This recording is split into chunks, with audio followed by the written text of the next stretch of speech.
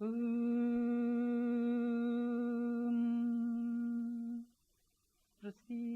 matat vinayena jachi Nittam bhavasnavati suteshu Premaika bindam chiradagdha chitte Vishincha chittam kuruna sushantam Jananim saradam devim Ramakrishnam jagadgurum Padapadme tvayu shritva Pranamami mahurmuhur. Be loving and gracious to thy sons, O Mother, I humbly beseech. Sprinkle in their arid hearts a drop of love to enjoy peace. O Ramakrishna, the teacher of all, and Mother Sharada, Goddess divine, our salutations to you again and again. Om Shantihi, Shantihi, Shantihi. Peace, peace, peace be unto all.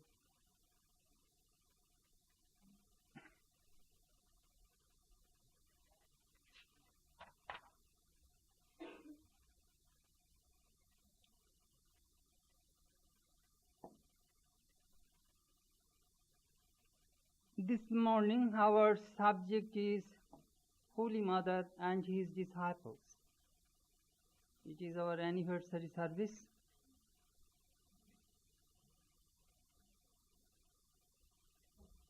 It is very difficult to speak about the Holy Mother publicly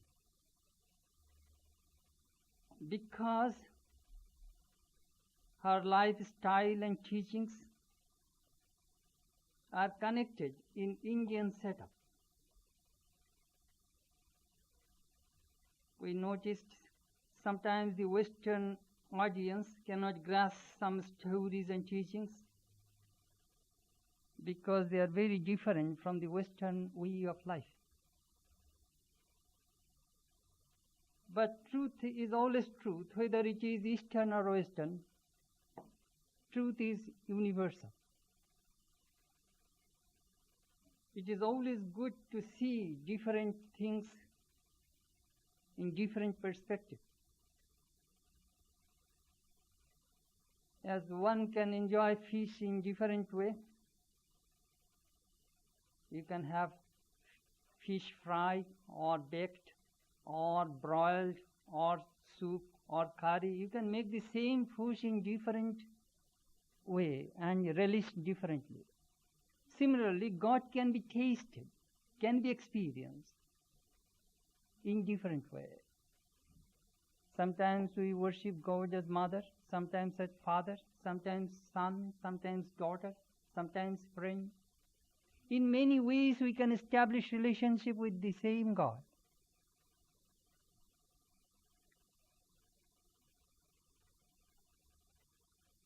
The life of Holy Mother represents the ideal of Indian womanhood. She possessed all the outstanding virtues, such as courage, serenity, modesty, self-control, sweetness, love, compassion, wisdom, dispassion, and an intimate relationship with God. Since the acquisition of the virtues found in Holy Mother is the dream of all good women, Holy Mother may become a symbol of the aspiration of women everywhere.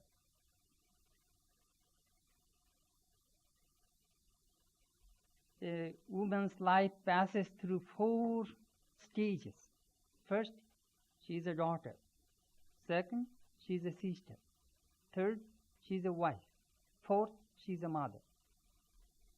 When we read Holy Mother's life, we find she is an ideal daughter, ideal sister, ideal wife, and ideal mother.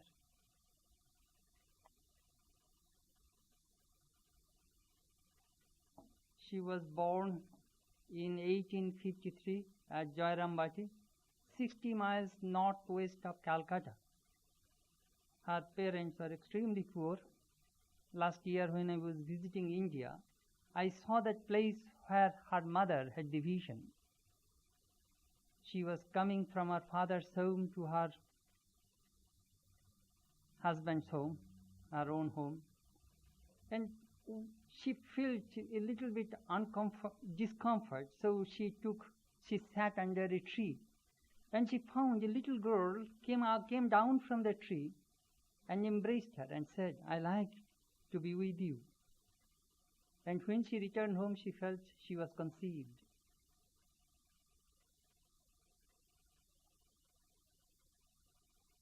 It was the Divine Mother who was born as Holy Mother. She was married when she was 5 years old. You see, Indian marriage at that time, it is a kind of betrothal. After marriage, the girl will not go to her husband's place. So she went to, of course, a few times she met Sri Ramakrishna at Kamarpukur, but when she was 19, she went to live with him at Dakshineshwar.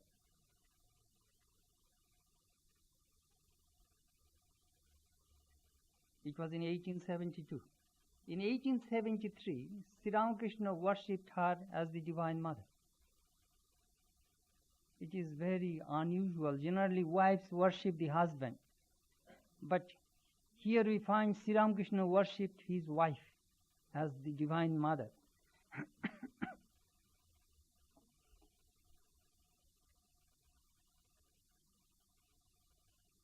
She faithfully served her husband. People spread rumor around that Sri Ramakrishna was a crazy person. But when she came to Dakshineshwar and lived with the master, found that he was a very loving husband. When she was sick, Sri Ramakrishna nursed her, keeping her in her room and fed her. They had tremendous love and respect for each other. One day, Sri Ramakrishna was in an abstracted mood. She heard somebody close the door, and he thought it was Lakshmi, his niece. He said, "Dorjata bhiji diye jas." Close the door. And she heard the voice, "Acha, all right." Immediately he was very much disturbed, because you see, in our language, you has three ways we can use the word you. Tui means junior. Your mother can say to her children or the servants, "Tui," junior. Tumi, husband and wife, they use tumi, means reciprocal, contemporary, friends. But children will always tell the parents, "Apni," or guru, apni, respectable term. So same you, we have three words: tui, junior; tumi, contemporary; apni, respectful word. So Sri Ramakrishna is supposed to say tumi. Instead of tumi, he said tui. He thought that it was his niece, and he was very much disturbed. "Oh, I used an unrespectful word to my wife." He began to apologize, and she said, "It is all right, you did not see me." Whole day Sri Ramakrishna was apologizing that I did not pay proper respect to you. You see, what is called ideal marriage, they demonstrated mutual love, mutual understanding, mutual respect. It is very important to establish a relationship between the husband and wife. You see, these are very Eastern, but you know, the West can imbibe some of the Eastern spirit. I hope it will do good to your society.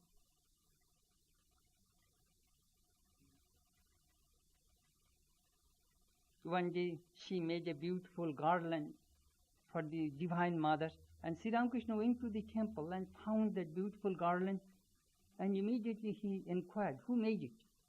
He came to know it was made by Holy Mother, so immediately he asked, "Why don't you ask her to come to the temple to see how she nicely made this garland for the Mother?"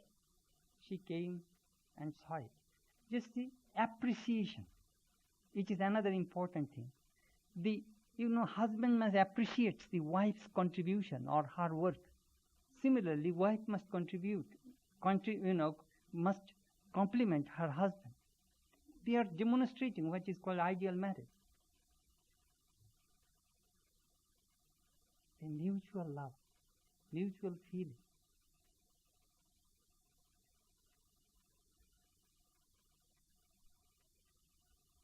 There are three kinds of love in Vaishnava literature: Samartha, Samanjasa, Sadharani.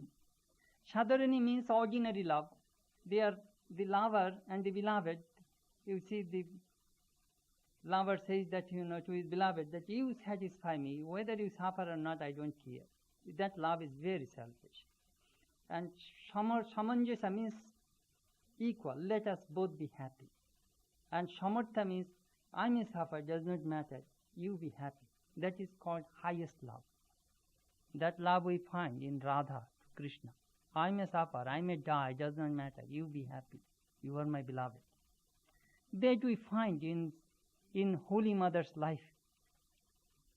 She had so much problems and sufferings, but in spite of all these things, she served her husband.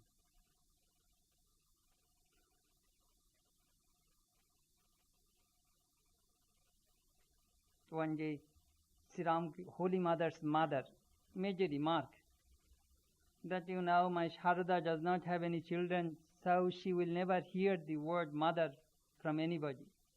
Sri Ramakrishna looked at her mother-in-law and said, don't worry, your daughter will get so many children that she will be tired of hearing the word mother and mother.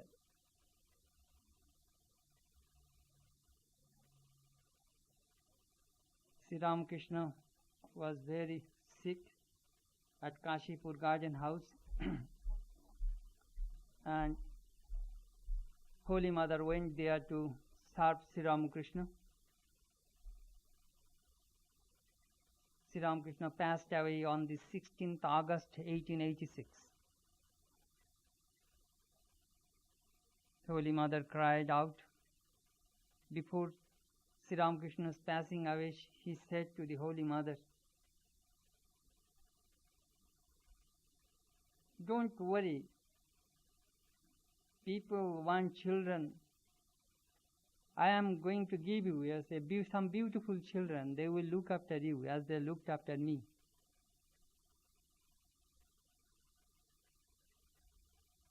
And he passed away.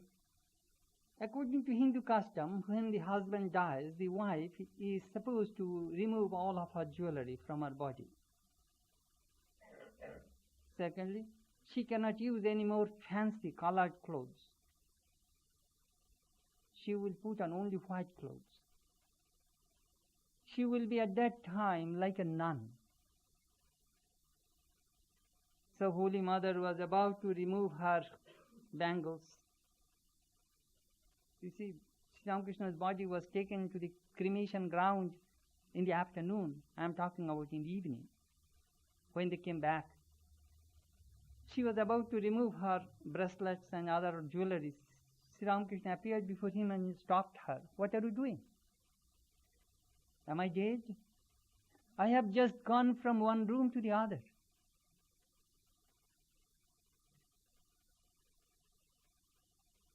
It reminds me that after resurrection, Christ appeared before his disciples. Sri Ramakrishna appeared before the Holy Mother. Swami saw at Kashipur Garden House.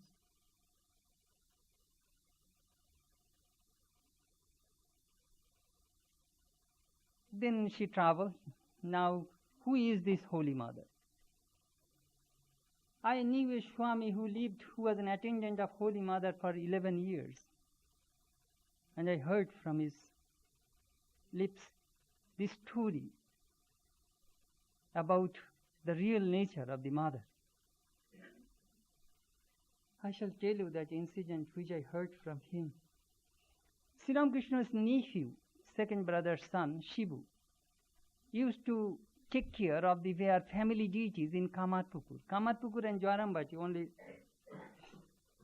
3 miles distance. Holy Mother's birthplace and Sri Ramakrishna's birthplace. So Shivu came to see his aunt, means Holy Mother, at Jairambati. Holy Mother received him, fed him. Shivu said, "Aunt, tonight I shall stay with you. I shall not go back to Kamathuku." Holy Mother asked, "How come? Who will do the evening vesper service to the family deities?" "Oh, I put the lodge to bed. I gave them food and put them to bed. Tomorrow I shall go and I shall again do the regular worship." Holy Mother was very much surprised. "Oh no, you are not supposed to do that. All right, you now eat and take rest and then you go." So unwillingly he left, and Swami Chetanananda carried his luggage to a certain distance. And he came back immediately. After a short while, that Shivu also came back and asked Holy Mother, "Aunt, you take my responsibility. You are my aunt. And tell me who you are." "Well, I am your aunt." No. You will have to tell me who you are.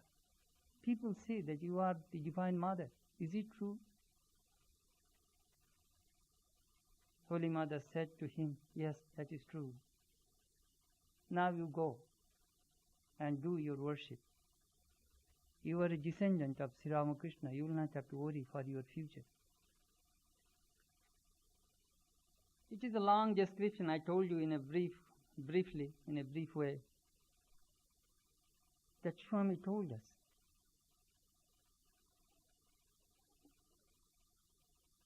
A devotee came and said, Swami Sharadananda, "You see, we understand that Sri Ramakrishna was an incarnation of God, but Holy Mother to us is an ordinary woman, connected with her families." Then Swami Sharadananda said, "Oh, do you think then that Avatar married a daughter of Ghute Kurani?" I will have to explain that word Ghute Kurani. In India, sometimes some poor women make their living collecting cow dung, and then they make cow dung cake in the sun. And then those cakes, they sell it as a fuel. And only then Swami Sharadananda was replying that devotee, "Do you think that Holy Mother is an ordinary daughter of that poor woman who sells cow dung cake in the market?" She was very special. Last year when I was in India, one of my friends who is the manager of a publication department asked me to work on a book on the mother. So I came and I have all old magazines. I collected 47 reminiscences of the mother and put them together, and now it has come out in a book form, Matri Darshan. From 1882 to 1920, the people who visited the mother and recorded their reminiscences in their diaries were published together. It came in several volumes, but this one is the last volume.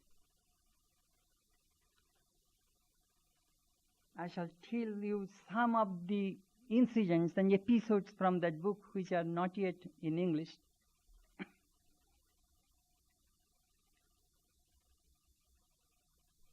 These reminiscences are very personal, but they reflect Holy Mother's life, style, character, teachings, her dealings with the people, her struggle and sadhana, spiritual disciplines, her service and love, many episodes of Ramakrishna's life, history, etc. As I told you that it is very difficult to lecture on the mother because the words are inadequate to reveal her feelings and facial expressions.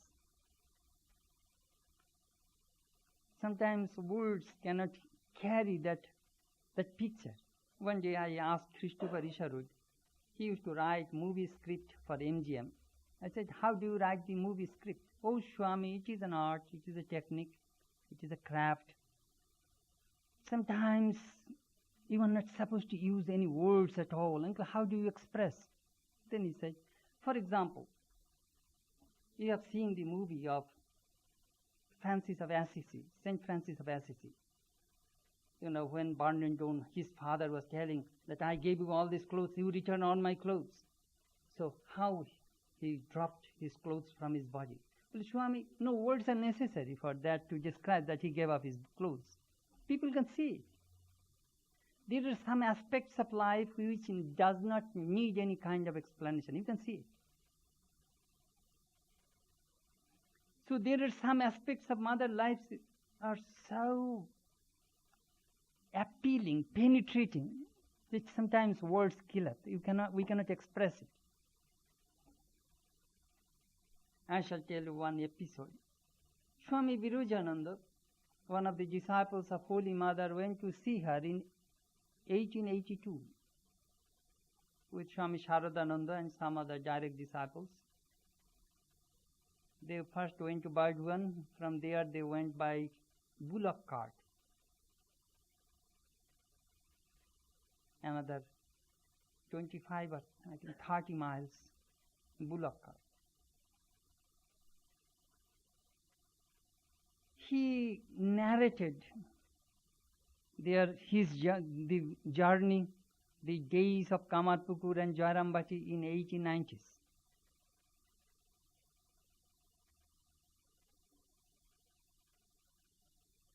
And when we arrived at Jairambati, Mother was busy to make food for us. You will have to hear also, it is very difficult to explain to you. You see, their market is only perhaps twice a week. And that market perhaps 7-8 miles away. You cannot get any fresh things, until and unless you grow something in your own home. So Holy Mother, you see, had to send somebody to the market and buy something so that she can cook something for these Calcutta people and the devotees. She would perform her ritual every day, collecting flowers. And that place was full of malaria, full of mosquitoes. So these 2-3 Swamis went, they got malaria fever. Swami Virajananda was suffering terribly, and Holy Mother was crying, like there is no doctor in the village. No milk is available, so that she will prepare some barley water and milk mixing together so that she could feed these patients. She was begging milk from door to door in the village so that she could nurse these disciples of Sri Ramakrishna and her disciples. So after Mother's good cares, after a few days they got rid of fever and they decided to come back to Calcutta without giving her much trouble. That journey, that when he was returning, the way he described, when I got into the bullock cart, I saw Holy Mother was crying, tears came from her eyes. Her eyes were red, swollen, holding a bamboo pole, she was crying. And she followed the bullock cart. I asked her not to follow, but she did not listen. She came to the edge of the village and just standing on a mound of a pond under a palm tree, she was watching that bullock cart. Until and unless my cart disappeared, she stood there. The graphic description the Swami wrote, every time I read, tears come from my eyes. You see, words cannot express that feeling of the mother.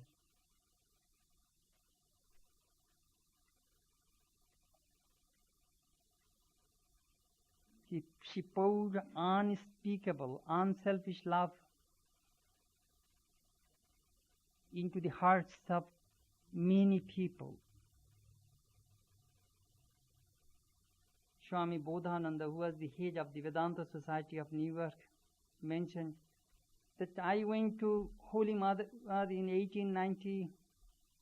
1891-92 with Girish Chandra Ghosh, that famous actor and dramatist. And he had a habit to drink tea early in the morning. Why do you get tea? You know, in America, people sometimes take black tea. In India, they always take tea with milk and sugar. So, no milk is available.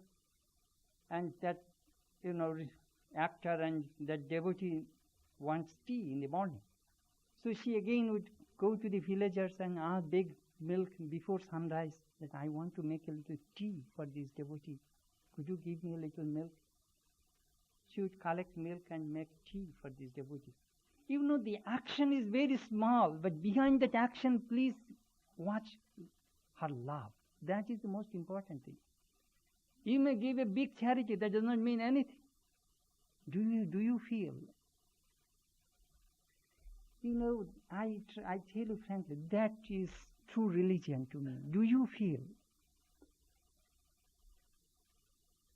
Behind your action, if there is no feeling, if there is no thinking, that action is meaningless. It is mechanical.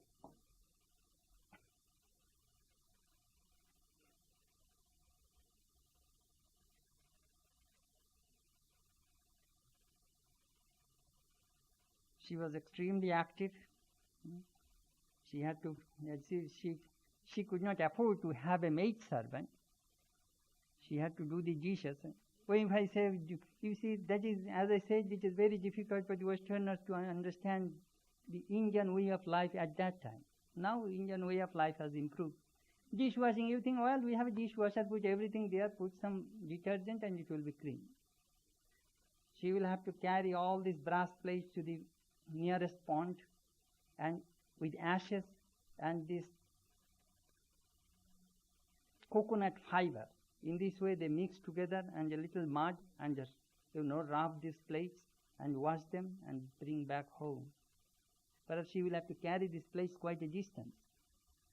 There are perhaps 1 or 2 ponds in the village. One pond for drinking water for bathing and another pond for cleaning and all these things.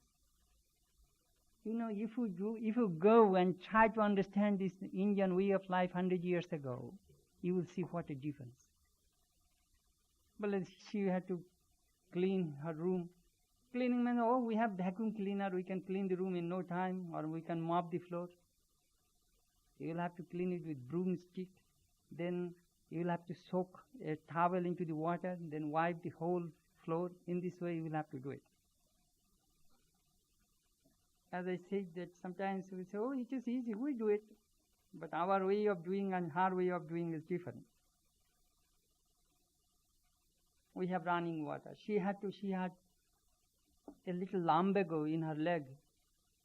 When she was in Dakshineshwar, practiced so much austerity that she developed that lumbago. So when she walked, she was a little crippled way she had to walk. And she had to go to the nearest, perhaps 5-10 minutes walk.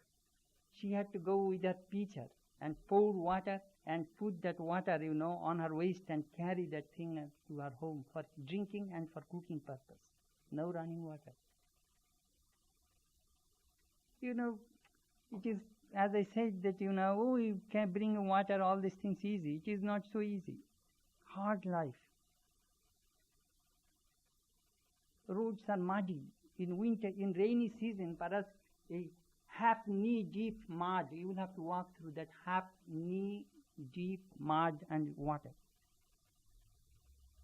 Muddy road. Hard life.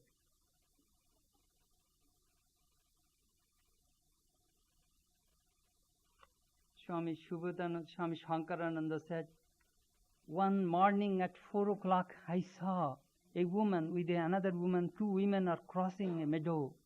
You see Holy Mother's house there, that side, west side and south. West and south side, both are big meadows. So she went to a neighboring village to collect some vegetables so that she can cook next day. Early in the morning, because daytime she cannot go, because in front of others, they will say, oh mother, why are you going? We can go. she does not want to let these people know that she had no articles to cook, no vegetables to cook.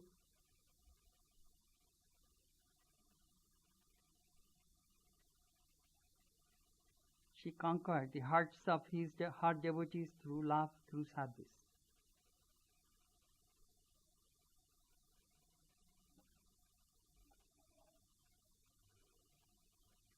She was a hard worker. She was an ideal karma yogi. Truly speaking, she was a nun, but she had a large spiritual family.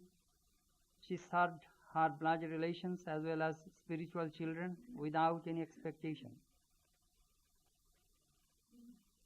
Once I asked Swami Chetanananda, what is the speciality of the Holy Mother?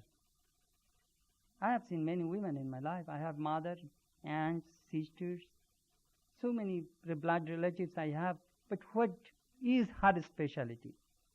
He looked at me and said, have you seen any human being who has no desire? I said, no, that I saw in her. Completely desireless. Always remember, only God is desireless. God has no desire. And no desire, no incentive to action. A person cannot work without desire. If you have no desire, you cannot work. But at the same time, we see the God-men, these illumined souls are working for the good of all, for the good of humanity, without any personal desire. That Krishna said in the Gita, I have, O Arjuna, no duty. There is nothing in the three worlds that I have not gained, and nothing that I have to gain. Yet I continue to work. For should I not ever engage unwearied in action? O Arjuna, men in every way follow in my wake. If I should cease to work, these worlds would perish. I should cause the mixture of castes and destroy all these creatures. Action is very important.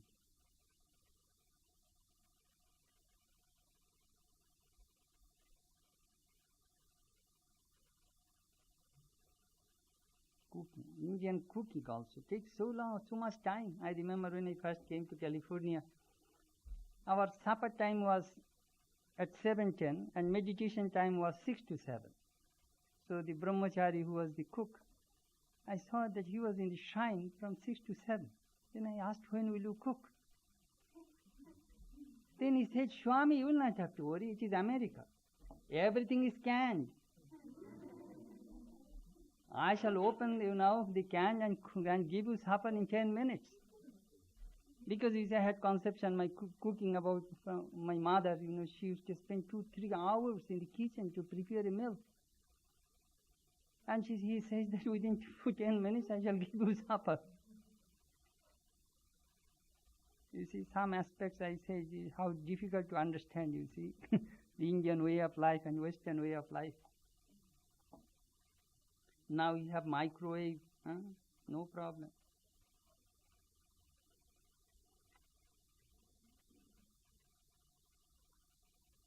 A disciple asked Holy Mother, why do you work so much, Mother?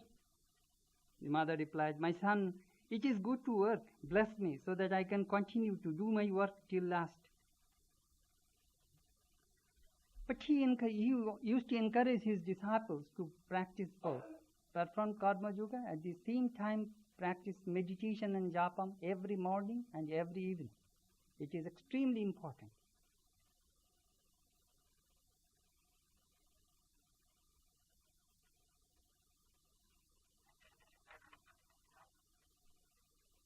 He said, japam and meditation will purify your mind. They are like the helm of the boat, which will take you to the right direction to God. Sometimes people practice too much meditation and lose their brain. They become out of mind. Have recollectedness of God. Remember Him and pray. Lord, give us good understanding. Give us devotion. when Sri Ramakrishna at Kashipur said to Holy Mother, look after the Calcutta people. So, after Sri Ramakrishna's passing away, she managed the spiritual ministry of the Master for 34 years. She went to South India in Bangalore in 1912. And she did not know the language of the people. But she sat, and many devotees came and sat around her. And she was a little, embarrassed that she cannot talk to them. She cannot teach them. So she was telling Swami Vishuddhananda, my son, why don't you tell them something? I am sorry, I cannot talk to them. I do not know their language. So when that thing was explained to the devotees, they said, Mother, we don't need any words to learn from you. Your very presence is a great teaching. We are imbibing the peace and joy. And we feel the affection of the mother from you. So you will not have to talk. It reminds me a great teaching of Shankara. He mentioned in a hymn, it is amazing, the disciples under the tree were all aged people, and the Guru was young. He taught them by keeping silence, and the doubts of the disciples were all cleared up. Sometimes some teachers, the great teachers, teach through silence.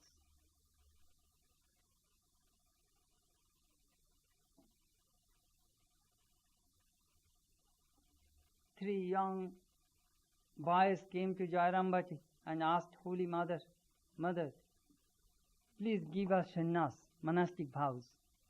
Holy Mother looked at them and said, I shall tell you tomorrow.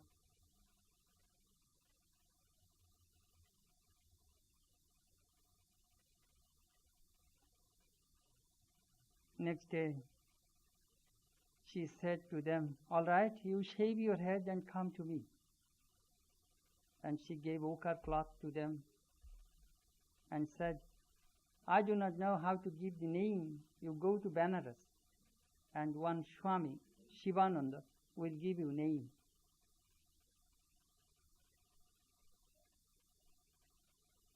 And when they left, they walked 500 miles on foot, these three young monks. And she was praying to Sri Ramakrishna Master, please look after them so that they may not starve on the way. Give them some food.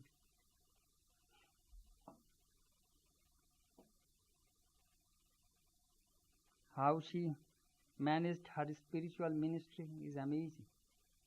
In 1912, Lord Hardinge, the Governor General of India, was attacked by some freedom fighters. They threw bomb on his car. Luckily, his life was saved. So many freedom fighters were arrested. And one freedom fighter, before that, joined the monastery. And he was a disciple of the Holy Mother. And the Swamis asked him to leave the monastery. Holy Mother said, why? Why will he leave? He does not do that type of work anymore. He changed his lifestyle. He has become a monk. He must stay in the monastery.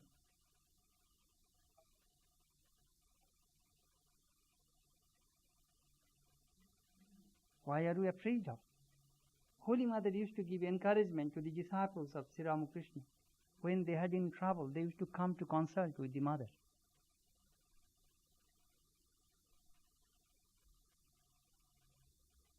How she managed her spiritual ministry. When Premananda died in 1918, a young monk came to Holy Mother in Calcutta. You see, Belur Math is the other side of the Ganges, 4 miles away from Calcutta. And this side is Calcutta. Holy Mother used to stay in Calcutta, North Calcutta.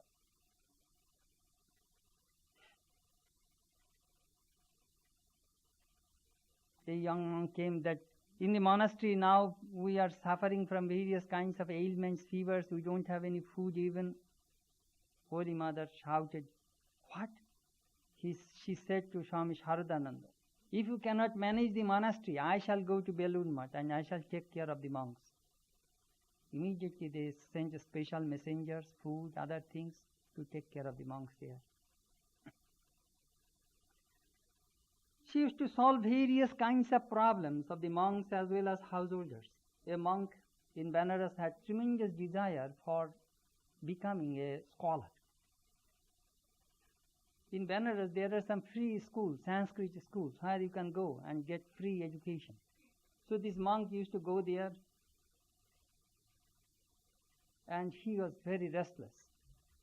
He was a disciple of the mother. He said to the mother, "Mother, I have no peace of mind." Holy Mother said, "Are you studying too much?" "Yes." Immediately Radhu, Holy Mother's niece, said, "What? Being a monk you go to college carrying books?" Then Holy Mother said, Look, the Divine Mother is talking through Radhu." A desire for book learning would brought restlessness in his mind. Another monk, I met him in 1955. He wrote in his reminiscences that I used to do some relief work in East Bengal, Bangladesh. And I came to the mother. He was also a disciple of the mother. I came to the mother and said, "Mother, my mind is very restless. I have irregular routine. I work so hard." Mother said, "My son, keep a picture of the master in your pocket. Whenever you have any difficulty, just watch the picture. That will solve your problem." He said, "Mother, I used to do all these things. Still my mind is not good." "Well, pray to him."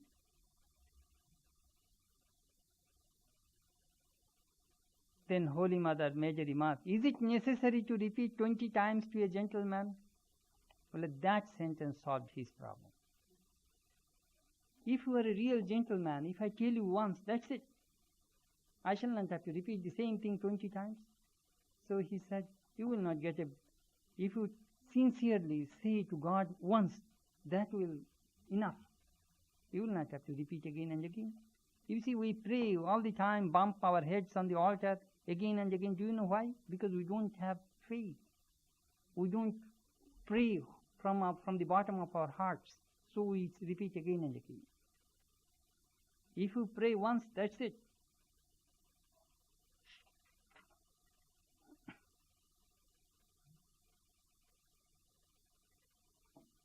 She had a strong common sense. A devotee wrote to her that, "Mother, I have such a job that sometimes I get money in an unfair way, you see. So what shall I do? Shall I give up my job? I have a large family." Holy Mother asked her attendant, "Please write to him not to give up the job, because it is not America that you can get job at any place in different way." So he said, "Please write to him. If he, by telling an untruth or some way, if he gets money, he gets his income, later on he will steal or rob people to maintain his family. He will have to go to jail."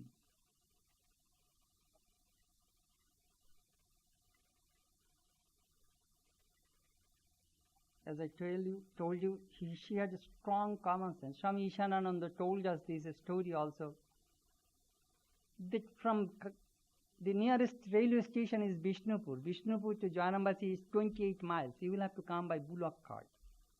And remember, bullock cart never goes more than 2 or 2.5 to 3 miles per hour. If it goes 3 miles, you are fortunate.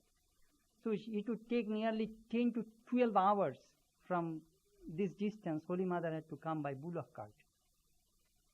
Mud road, bullock cart. On the way, there was an inn, so they are making some food. And it is a big earthen jar. And while, rice was cooked, and when they are emptying that rice, removing the extra water, it broke. The whole food broke on the ground, on the grass. and they were very much disturbed what to do. Holy Mother came and said, as if nothing happened. She said, oh, it is all right. I shall manage. What did she do? She took a spoon and took the upper part of the food. Lower part he did not touch because it is too late. It is 1:30, 2 o'clock. People are hungry.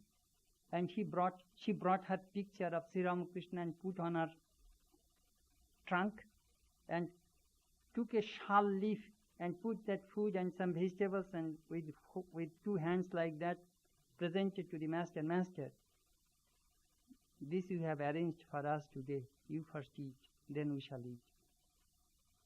With closed eyes she offered that to the master, and then that food was distributed and they ate. Strong common sense. Otherwise, if they start to cook again, it would take another 1.5 hours, 2 hours. They won't be able to reach the destination before 2, 3 o'clock in the morning. Strong common sense. And she was never afraid of anything, and she was never, sometimes when some problems come, we become shaky. No. Immediately she knew how to solve it. Quick decision.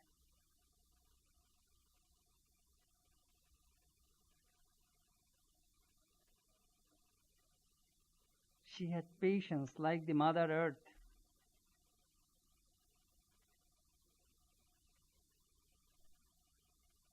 Sometimes strange devotees would come and behave with her strange way. One person came and started to bump his head on her feet. Another twisted her ankle. Well, why are you doing that? I get pain. Well, Mother, I gave this pain to you so that you may remember me. What a crazy way to twisted her ankle. What are you doing? Well, so that you may remember me, that I had a son who gave me pain. All crazy people. Some people would come and say, Mother, put your feet on my chest. Some people, an old fellow started to how, started to cry. So Swami, one young man named Chetanananda Mojumdar said to the Holy Mother, Mother, how do you see these people? I smile, I laugh at them. Holy Mother said, my son, you are not mother, so you do not know the pain and suffering of the children. When you will grow up, you will understand what is called pain.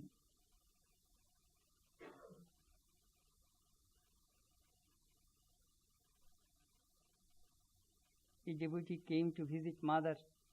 She just returned from Kalighat, tired, and this devotee wanted to see her. Swami Sharadananda stopped him in the gate. And this man elbowed Swami Sharadananda and went to the Holy Mother upstairs in the Udbodhan. Then he went there and saw Mother and apologized. Mother, I did something wrong. I elbowed Swami Sharadananda and came to see you. He stopped me at the gate. Mother said, well, I'm sorry that you did it, but now you go and apologize. Oh, I am very sorry. So he came and apologized to Swami Sharadananda. Sharadananda embraced him and said, this type of yearning is necessary to see the Mother. Blessed you are. Henceforth, nobody will stop you.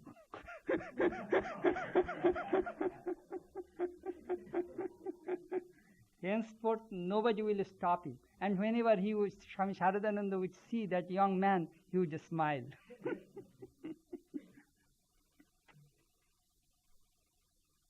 He used to tackle all these crazy issues which people, the Ramakrishna monks, disciples of Ramakrishna could not handle some monks. They would send them to Holy Mother. So Udbodhan became a monastery come lunatic asylum, you see. Holy Mother's house in Bagbazar. Same in Jairambati. There was one Swami, he came from Bangladesh. His name was Jnanananda. He came very obstinate, headstrong man, but wonderful faith and love and devotion for the Mother. Holy Mother said, Jan, tomorrow you take bath in the Amoda river and come to me with some flowers. So he came and sat in the shrine. Holy Mother was meditating. So she initiated him. And then showing Sri Ramakrishna's picture, she said, Now you bow down to him. Well, who is he? Well, he is your guru. How come? You gave me initiation, you are my guru. How can he be my guru? Well, I am your mother, and he is your real guru. He is the guru of the whole world, teacher of the whole world. Oh no, you are not my mother. My mother is at home. She is still alive. No, I am your mother. No, you cannot be my mother. Then Holy Mother said, all right, Gyan, now look at me. Immediately he saw that his own mother. Holy Mother changed her form immediately in Jairambati. And that woman lives for us 300, 400 miles away in Bangladesh. Look, I am your mother. Immediately she changed her form.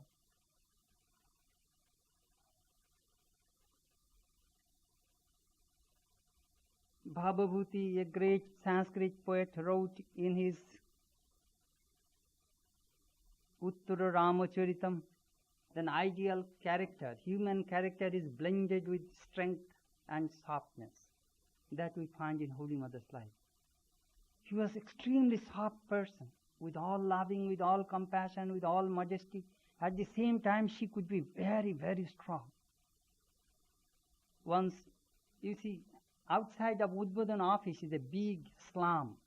So one day at midnight, a man is beating his wife, and that wife was crying. They are all poor people, laborers. So Holy Mother could not sleep.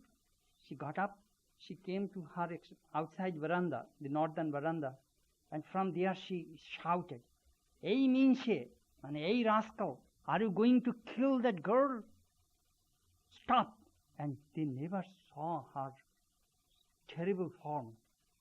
And that man immediately scared and stopped hitting his wife. She could be very strong, very powerful.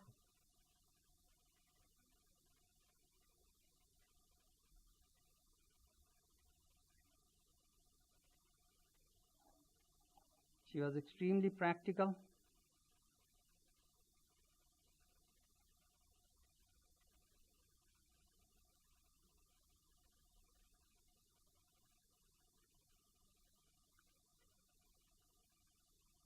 Once a few villages, sometimes it is hard to speak on the mother. I don't like to give lecture on the mother. I sometimes feel I shall open my diary and I shall read to you. I have one Swami who lived with the Holy Mother. His handwritten diary is with me, such a big notebook. Sometimes I feel that I shall open the diary and shall tell you what they saw.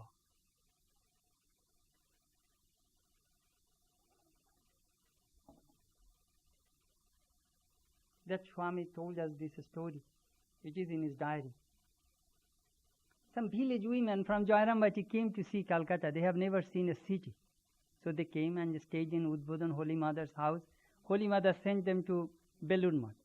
And they went to Belur Math whole day, and the direct disciples of Sri Ramakrishna received them and entertained them. And then in the evening, when they came back, Holy Mother asked, "How did you see the monastery? Did you go to the shrine?" "Oh yes." "Did you meet the monks and nuns of the brahmacharis?" "Oh yes." "But in Belur Math, we have seen the cows with their big udder. We have never seen such large udders of the cows in our Jairambati village." So Holy Mother Morsi says that, "Did you see this monk, that monk?" "Yes, we have seen, but we have never seen such cows." So all the time they are talking about the cows and the udder, big udder of the cow, Then Holy Mother, that Swami used to say, "Look, these village women only saw the cows and their udder."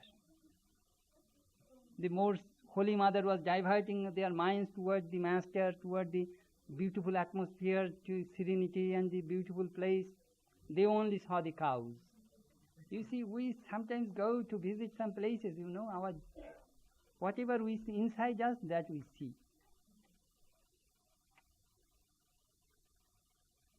She did not teach high philosophy or quoted in scripture, but she would answer all spiritual questions from her experience. Somebody said, "Why do the bad thoughts arise in the mind?" Holy Mother said, "The tendency of the mind is that direction You will have to struggle and make effort to stop bad thoughts. Then he said, holy company, studying the holy scriptures will help you to counteract those bad thoughts. Then he said, look, the natural tendency of the water to go downward, and that water goes to the ocean. Then the sun shines on that ocean, and that vapor goes to the mountain, is blown away by the wind, and it goes to the mountain, and there it becomes again snow. Again that snow melts and becomes a stream, and again it goes to the ocean. So the water, when it goes to the ocean, it goes away to the mountain again by the grace of the sun.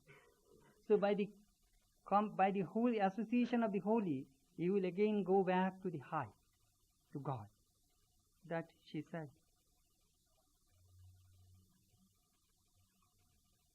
Never see fault in others. Before her passing away, she gave her last message. Let me tell you something, my child. If you want peace, then do not look into anybody's faults. Look into your own faults. Learn to make the world your own. No one is a stranger, my child. The whole world is your own.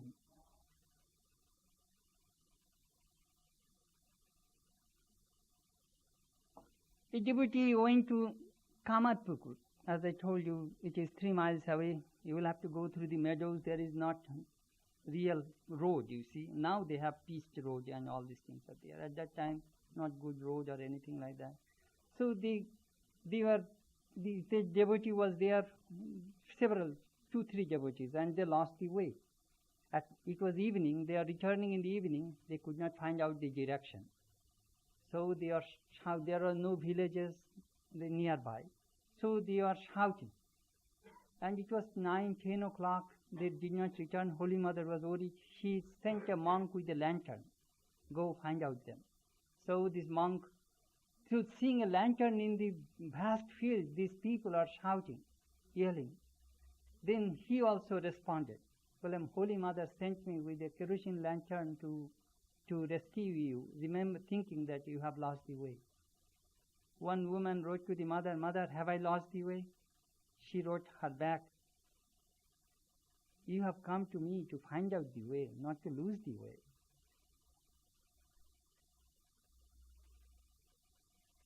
Swami Asheshananda in Portland, Mother's disciple, he was told by a Swami that in spiritual life you need a teacher.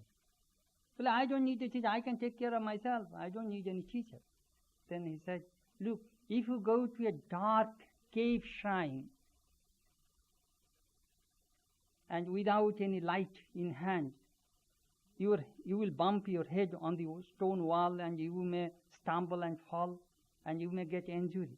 But if a priest guides you with a lantern in hand or a candle in hand, you can see the Lord and you will escape from injury. Similarly, in spiritual life, you need a teacher. Swami Chetanananda used to write letters for Holy Mother. He used to answer questions. Mother used to dictate and he used to write. So one day he said to the mother, Mother, I live with you. I don't have any questions. And I don't practice japam and meditation much either. But all the time I get so much joy, a current of bliss flows inside me. I don't know what I am doing here. Holy Mother smiled and said, you will not have to worry about anything. You just serve me and do what I ask you to do. You will not have to understand all these things. Through question, through meditation and japam, through unselfish action, a person tries to purify the mind. The main thing in spiritual life is to hunger for God. Then the grace dawns on him. Do you know how to please God? Serve Him. Through service, you can conquer the heart of all beings. You can conquer the birds and animals of the forest. Just serve God and love Him.